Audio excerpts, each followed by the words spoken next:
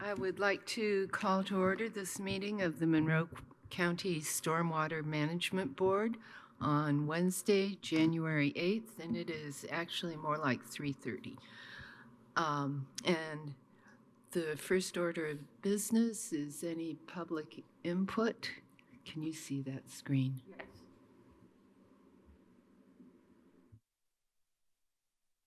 There is no one. Then the next order of business is approval of minutes for November 13th and December 11th. We can do them together, can't we? Yeah, I'm going to go ahead and make a motion to approve the minutes for November 13th, 2024 and December 11th, 2024. I will second that motion. All right. Since Tron has left, all in order, all in favor, please say aye. Aye. Aye. And next is our stormwater expenditure report for December. Can I interrupt? Point of order. We do need to elect officers. That was coming under business. Oh, it is. No, that's meeting no, dates. it isn't. Yeah, I thought I saw it on an earlier agenda. Maybe. No, election of 2025 stormwater. Oh, it is under business. Yep, Thank yep. you. Sorry.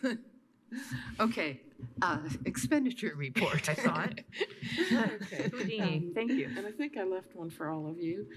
December, we had a lot of repairs in our fleet, so we spent almost $6,500, which is quite rare. We spent almost $1,300 for grass seed. Backfill, we spent over $23,000 because we had the Rogers Street project that we used a lot of backfill. And then we used 26 traffic officers, which spent over $13,000. And then the Stip Road, Moores Creek, we spent $175,561. So, Thank you. When I forgot about the capital outlay, we bought a harness, a tripod, a gas monitor for almost $3,000.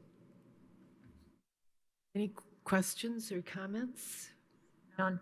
I have one question. Grass seed in December, are you planting it then? Do you know? I mean, I think it was for the Rogers Street. I think they had to and December was so warm. Okay. Yeah. Okay. Just, I thought maybe you were stocking up or something. Wishful thinking. All right. Our next order of business is... I forgot. Oh, I'm sorry. Because it's my fault. I keep forgetting about the stormwater permits. So last year for December, we collected $1,347. For the total of 2024, we collected $15,485. It's going to be interesting to see how that plays out over time. And that goes directly into a stormwater account. Yeah. Great.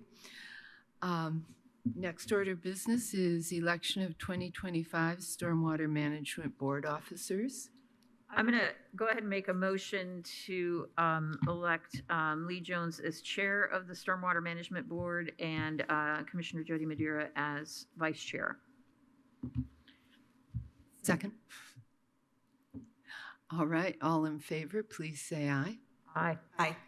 Motion carries. And our next order of business is Stormwater Management Board meeting dates, which we have right here. Are any questions? So we have the first Wednesday of the month, and I think 3:30 was a time that worked for us. Mhm. Yes, Commissioner Madeira. Yeah. Okay. So can we change that time to 3:30? Yes, I will do that. Okay. Awesome. Thank you. Any questions? Oh, do we have to vote on that? Or do we? Oh, okay. I'm going to go ahead and make a motion that we approve the stormwater meeting dates for 2025 with the time change to 3:30, but the dates given on the memo. I'll second that. Thank you. We have a motion and a second. All in favor, please say aye. Aye. Aye. Motion carries. And next we have staff reports.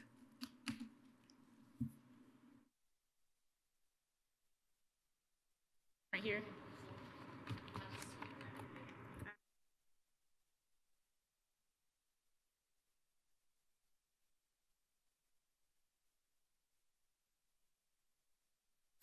Hi. For those of you who don't know me, Martha Miller, Monroe County Soil and Water Conservation District Manager. Erica Eason is our resource specialist. She's new to the team this year, and we're pretty excited. Well, she's not new to the team. She's new to being a county employee, which we Yeah. are super stoked about.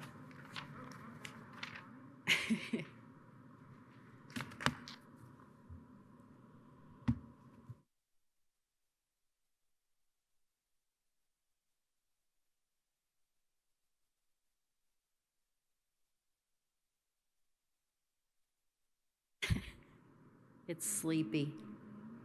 So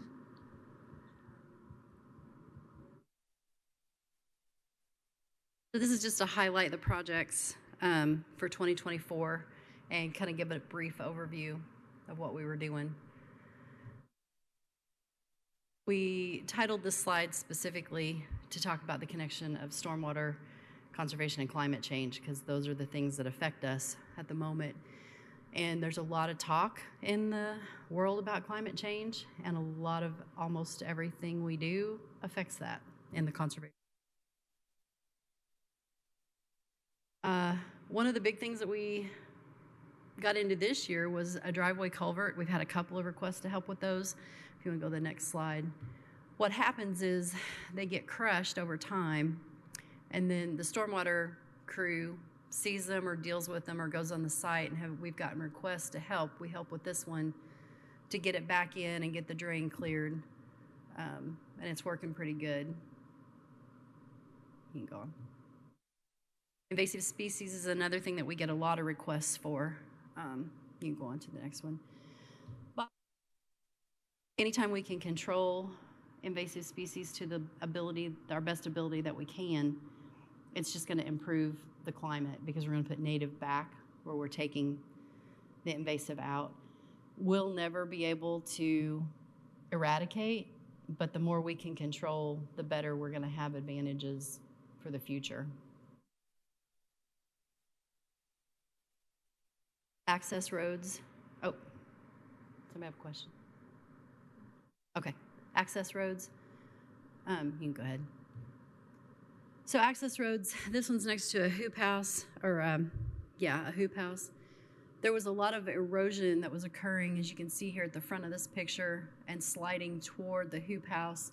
We went in, the NRCS engineers actually designed it for us, so they did it all to spec, and put in this nice paved way so that the water diverts away from the structure. Okay. Yep, flooding mitigation, native plantings, you can go ahead and hit the. So this was an area that flooded in the back of this person's yard. It was kind of low lying, and we worked with them to develop a rain garden and also some shrubs that absorb the water so that it doesn't flood on into the rest of the property. So heavy use pads, that's one we've been doing for a long time. These are more agriculturally driven. So what happens is you get the same concept, the flooding, the erosion toward the building, same thing. We have an engineer design tech that we use specifically for this one within our CS. This gives you the breakdown of 2024 just for the funding part. $35,000 is what we get annually, typically. We had 6 projects that were completed and paid out for the $16,862.40. We have 6 projects that got approved, and the funding was allocated into 25, so we're carrying over that $18,000 for those. That left us a balance of $137.60, which we were pretty pleased with. We all do, just for knowledge, we do all of our projects 25-75% split.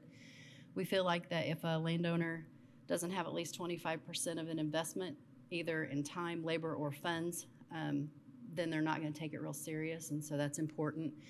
We also have 7 requests to date for the new funding that we're getting, so we're excited. Erica has done an outstanding job the last couple of years, and we just expect more and more. So Other Erica. other Erica, yeah.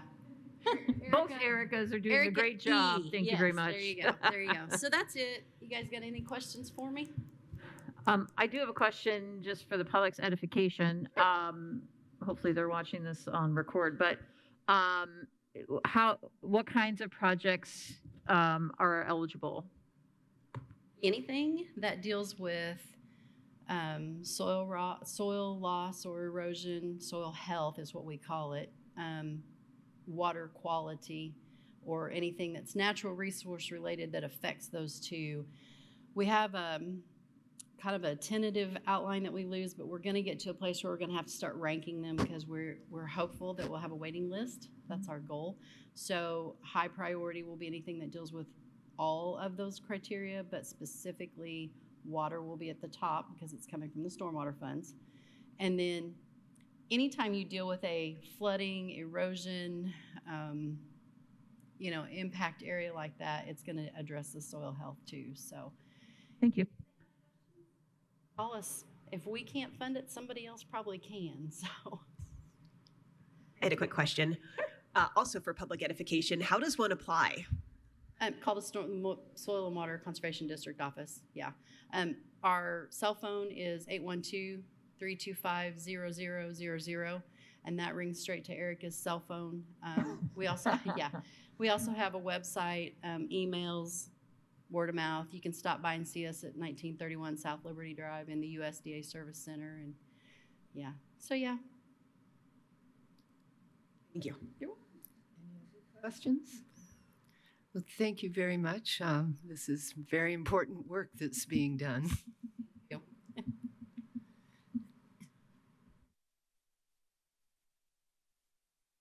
Any other staff reports? Well, I would like to introduce myself. I am Erica Penna. I was previously the stormwater inspector.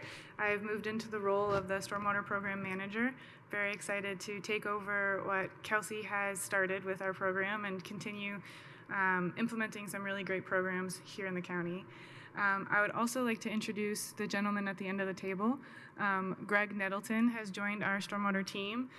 He was with our crew, and he moved into a showers building with us as a technician a couple weeks ago. And as I assumed moved from the inspector position, he moved up into that role. He's already doing a great job, bringing a lot of expertise with his great background experience in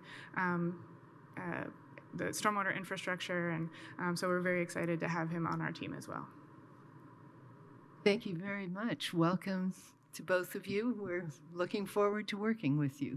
And we have also filled our technician position. So Mason Greenberg will be joining us. His first day will be on the 27th. So we are excited to have a full team, get everyone going. Hey. Kick off the year with a big bang. Thank you. Very good. I also think it's really important when we hire from within too, because then we keep these awesome people and this awesome talent in the county. Thank you very much. And if there's nothing else, anyone? Thank you. Then the date of our next meeting will be February 5th, 2025 at 3 p.m. 3:30. 3:30, sorry. And we are now adjourned. Thank you. Thanks, everyone.